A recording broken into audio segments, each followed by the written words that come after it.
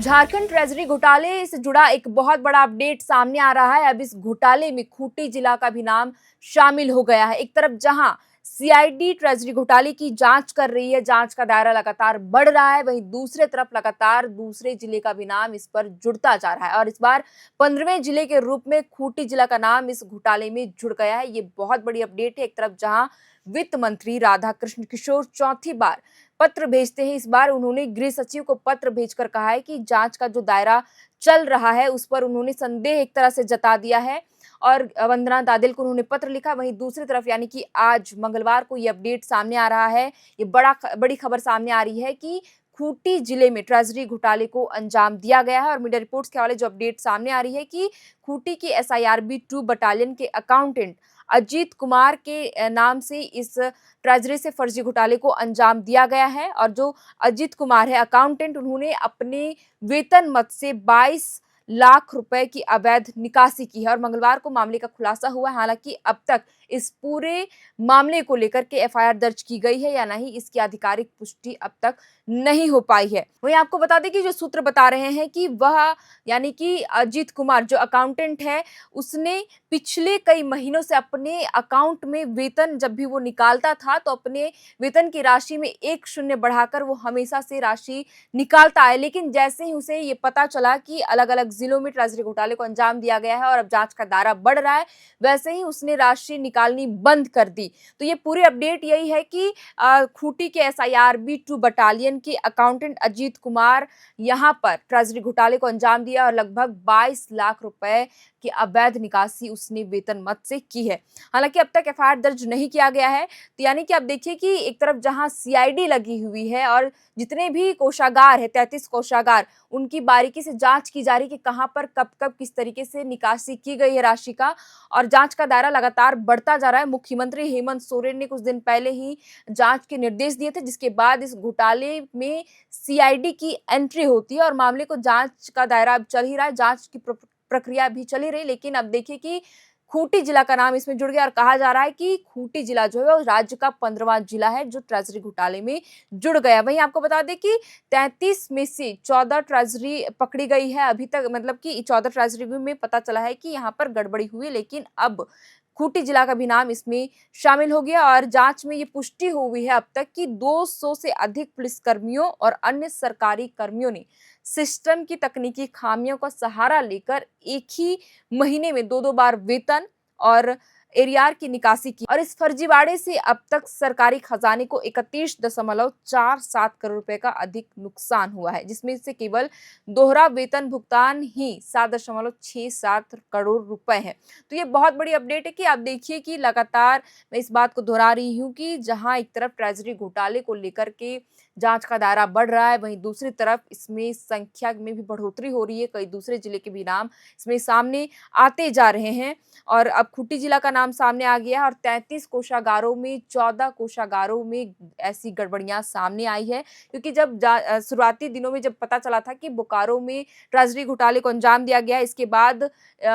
हजारीबाग का नाम सामने आया और यहाँ पता चला कि 15 सालों में बहुत ज्यादा यहाँ पर ट्रेजरी घोटाले को अंजाम दिया गया बड़े पैमाने पर, जिसके बाद जांच का दायरा बढ़ा और इसमें वित्त मंत्री ने भी अपनी हस्तक्षेप करते हुए जांच के दायरे को निर्देश देते हुए कि इस पर पूरे मामले से गंभीरता से जांच होनी चाहिए और जितने भी कोषागार है 33 कोषागार राज्य में, उन सबों की बारीकी से जांच हो और जितने भी वेतन जिस भी विभाग में अब तक निकासी की गई है सभी की एक-एक कर बारीकी से जांच की जाएगी। और वहीं देखिए कि इसमें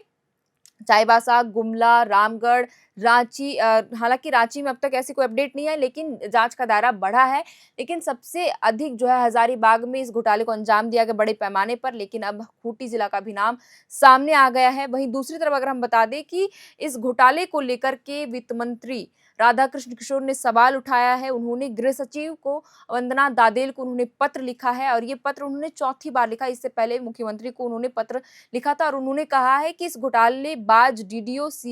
CID की जांच टीम से वो दूर है, तो देख ले और सुनिश्चित करे। यानी कि एक तरह से इस जांच प्रक्रिया में वित्त मंत्री राधाकृष्ण किशोर ने सवाल खड़ा कर दिया है। आपको बता दें कि वित्त मंत्री ने क्या कुछ अपने पत्र में कहा है, तो अवैध वेतन की निकासी से संबंधित आपराधिक बिंदुओं की जांच सीआईडी द्वारा की जा रही है और वित्त मंत्री ने कहा कि जरूरी होगा कि जांच के लिए प्रतिनियुक्त पुलिस अधिकारी घोटाले की अवधि में संबंधित जिलों में से किसी भी डीडीओ के पद पर पदस्थापित थे अथवा नहीं, इसे सुनिश्चित करे ताकि इस पूरे मामले की जो पारदर्शिता है वो बनी रहे और जांच भी सही ढंग से चलती रहे। वित्त मंत्री ने पत्र में ये कहा कि वित्त विभाग द्वारा मामले की गंभीरता को देखते हुए विभागीय स्तर पर जांच शुरू कर दी गई थी। वित्त विभाग के निर्देश पर ही प्राथमिकी दर्ज करने का आदेश दिया गया है और उन्होंने आगे भी बहुत सारी जानकारी दी है। अपने पत्र में ये भी कहा है कि मुख्यमंत्री का अवैध निकासी मामले में कठोर रुख है, क्योंकि मुख्यमंत्री ने ही कुछ दिन पहले जांच के निर्देश देते हुए सीआईडी को टेक ओवर कर दिया था। इस पूरे मामले को जांच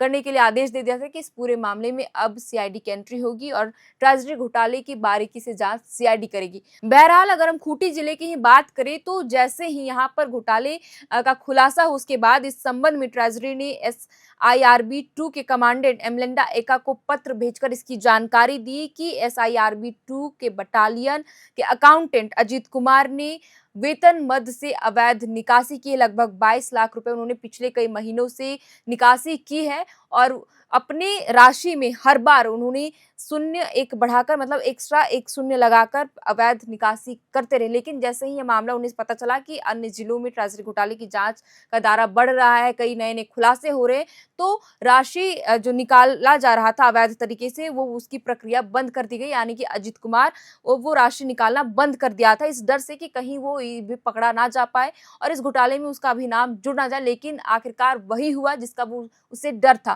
क्योंकि खूंटी जिले का भी नाम अब इस घोटाले में जुड़ गया है। अब देखना होगा कि इस पूरे मामले में क्या कुछ जानकारियां निकलकर और सामने आती है एफआईआर दर्ज होने के बाद। हालांकि प्रशासन की ओर से अब तक आधिकारिक रूप से अपडेट नहीं दिया गया कि एफआईआर दर्ज किया गया है या नहीं, लेकिन ये बहुत बड़ी अपडेट है झारखंड के लिए, क्योंकि ट्रेजरी घोटाला का जांच का दायरा बढ़ता जा रहा है, नए खुलासे हो रहे हैं और जैसे कि मैंने बताया कि 33 कोषागारों में 14 कोषागार में हुई जो गड़बड़ियां हैं वो पाई गई कि यहाँ पर अवैध तरीके से निकासी की गई है और इससे सरकार को कितने करोड़ का नुकसान हुआ है वो भी हमने आपको बताया। और इन सबों के बीच जैसे खूंटी जिले का इस घोटाले में नाम जुड़ जाता है, इन सबों के बीच वित्त मंत्री राधाकृष्ण किशोर ने भी बड़ा सवाल खड़ा कर दिया है कि इस घोटाले के जो जांच चल रहा है उस प्रक्रिया को लेकर। अब देखना होगा कि उन्होंने जो गृह सचिव को पत्र भेजा उस पर वंदना दादेल क्या कुछ प्रतिक्रिया देती है, क्या एक्शन लेती है। इसके अलावे खूंटी जिला का नाम अगर जुड़ गया तो यहाँ पर जिला प्रशासन क्या कुछ कार्रवाई करती है। फिलहाल के लिए इस वीडियो में इतना ही। इस पूरे मामले को लेकर के जो भी नया अपडेट सामने आएगा हम आपके साथ जानकारी जरूर साझा करेंगे। आप देख रहे थे एयर नाउ, मेरा नाम है शरतन, कैमरे के पीछे मौजूद है हमारी सहयोगी सुमन। बहुत बहुत शुक्रिया।